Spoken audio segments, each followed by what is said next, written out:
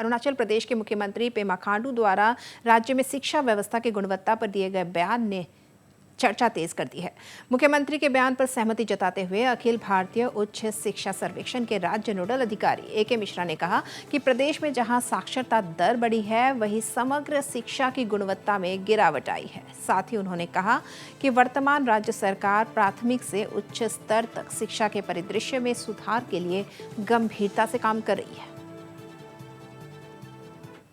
Honourable CM sir ने जो कहा है वो कुछ हद तक सही है, क्योंकि लिटरेसी रेट हमारा बढ़ रहा है, लेकिन क्वालिटी एजुकेशन जो अप टू द मार्क नहीं है, उसके लिए प्रेजेंट गवर्नमेंट जो है, जहां तक मुझे नॉलेज है, बहुत काम कर रही है और यह काम बहुत अच्छे ढंग से किया जा रहा है। क्योंकि मैं एजुकेशन सेक्टर में हूं, तो मैं अपने ऑफिसर्स के साथ जो काम कर रहा हूं, उसमें मैंने देखा है कि कैसे एजुकेशन सिनेरियो को इम्प्रूव किया जाए, right from primary education up to higher education. तो उसके लिए गवर्नमेंट बहुत सीरियसली इस पे काम कर रही है और इसके लिए एक मिशन शिक्षा भी लॉन्च किया गया है और 2021-22 को ईयर ऑफ एजुकेशन भी डिक्लेयर किया गया है। और वहीं अरुणाचल शिक्षक संघ के अध्यक्ष कीपा केचक ने कहा है कि शिक्षकों के तबादले या नियुक्ति में राजनीतिक दखलंदाजी नहीं होनी देनी चाहिए। शिक्षकों के तबादले में राजनीतिक हस्तक्षेप पर सीएम खांडू के बयान पर सहमति जताते हुए केचक ने कहा कि ईमानदारी से अपना काम करने वाले शिक्षकों के लिए इस तरह की बातें निराशाजनक है। उन्होंने कहा कि वह शिक्षकों के स्थानांतरण पर सरकार की नीति का स्वागत करते हैं। उन्होंने साथ ही कहा कि नियुक्ति शिक्षक की वरिष्ठता के आधार पर होनी चाहिए।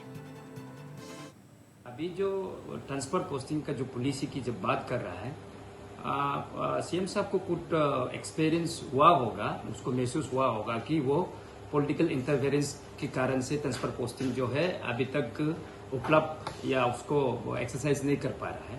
तो हम लोग का ऑर्गेनाइजेशन अरुणाचल टीचर एसोसिएशन की ओर से मैं तो ये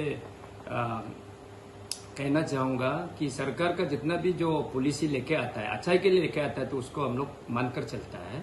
और यहाँ जो पोर्टल जब ट्रांसफर पोस्टिंग की जब बात करता है, हम लोग भी यही मानना है कि पॉलिटिकल इंटरफेरेंस बिल्कुल भी नहीं होना चाहिए। उसको इंडिपेंडेंट एक एजुकेशन को रहने देने से अच्छा रहेगा।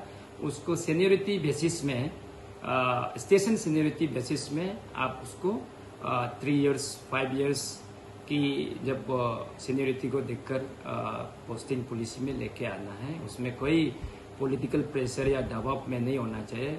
उसके कारण हमारा डेडिकेटेड टीचर लोग को डिमोरलाइज हो जाता है।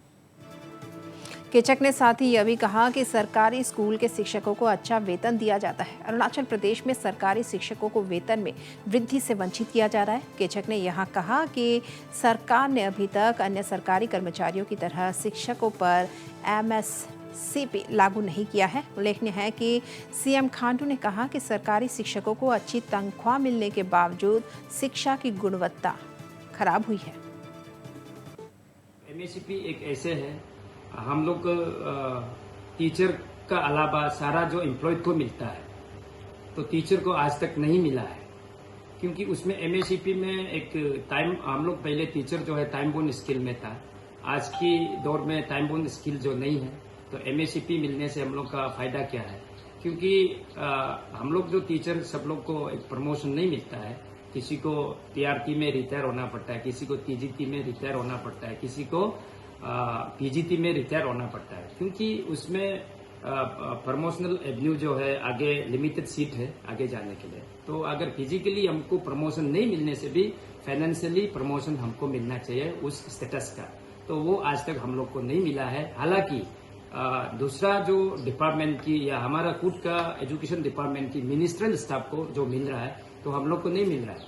तो इसमें सैलरी जो महीना की तनख्वाह हम लोग को सरकार से जब सुनने को मिलता है कि teachers are drawing the handsome salary ना, तो ऐसे बोल रहा है, लेकिन इसमें हमको दिखाई नहीं दिया है। मुख्यमंत्री पेमा खांडू ने हाल ही में कहा था कि राज्य में शिक्षकों के स्थानांतरण और पोस्टिंग के लिए एक पोर्टल जल्द ही लागू किया जाएगा।